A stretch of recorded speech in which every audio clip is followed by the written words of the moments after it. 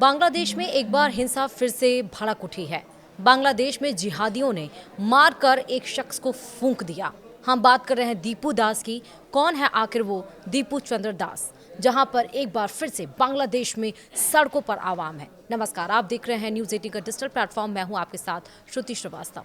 बांग्लादेश में इस समय कोहराम मचा हुआ है। जुलाई विद्रोह के प्रमुख नेता शरीफ उस्मान हादी की मौत के बाद देश में आगजनी हो रही है।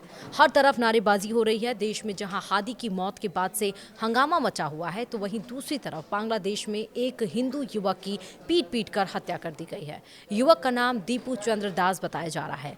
दीपू पर ईश निंदा का आरोप था। बीबीसी बांग्ला की रिपोर्ट के अनुसार गुरुवार रात बांग्लादेश के मैमनसिंह जिले में कथित ईश निंदा के आरोपों के बाद एक हिंदू युवक को भीड़ ने पीट कर मार डाला और उसके शव को आग लगा दी।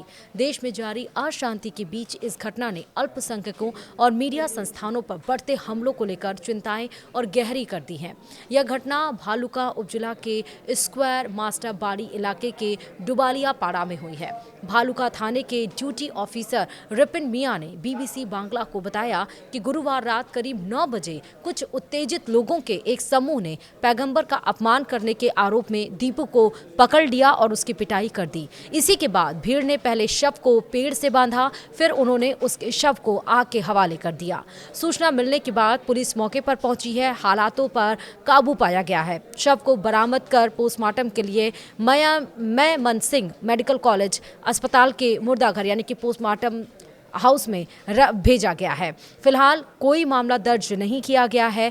ड्यूटी ऑफिसर रिपन मियां ने कहा है कि हम उसके रिश्तेदारों की तलाश कर रहे हैं। अगर वो आकर मामला दर्ज कराते हैं तो कानून के मुताबिक कार्रवाई की जाएगी। अब हम जिसकी बात कर रहे हैं दीपू चंद्र दास, आखिर वो कौन है? आज शाम बांग्लादेश के मैमनसिंह जिले के भालुका उपजिला में दीपू चंद्र दास नाम के एक हिंदू व्यक्ति पर इस्लाम के बारे में कथित आपत्तिजनक टिप्पणी करने के आरोप में शारीरिक हमला किया गया। इसके बाद उसे फांसी पर लटकाकर मार डाला गया और फिर उसके शव को आग लगा दी गई।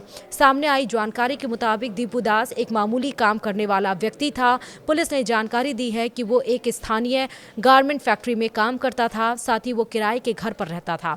इसी बीच बांग्लादेश में एक आतंकवादी चरमपंथी समूह ने उभार की बात सामने आ रही है, जिसका नेतृत्व 2 यूट्यूबर कर रहे हैं। एक अमेरिका के न्यूयॉर्क से और दूसरा फ्रांस के पेरिस से संचालन कर रहा है। इस बीच भारत ने अब बांग्लादेश में हिंदुओं पर बढ़ने अत्याचारों को लेकर चिंता जताई है।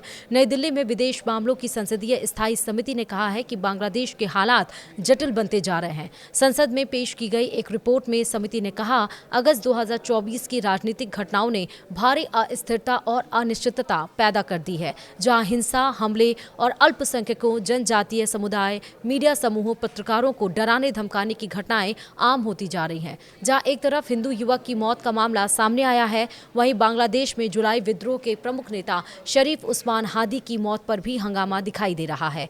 हादी को पिछले हफ्ते सिर पर गोली मारी गई थी और इसी के बाद उन्हें सिंगापुर में एडमिट कराया गया था, लेकिन 18 दिसंबर को उनकी मौत हो गई। इसी के बाद देश में लोग सड़कों पर उतर आए हैं और जमकर नारेबाजी की जा रही है। अब उनके शव को लाया जा रहा है, जहां पर हाई सिक्योरिटी लगाई गई है। वीडियो में इतना ही। नमस्कार।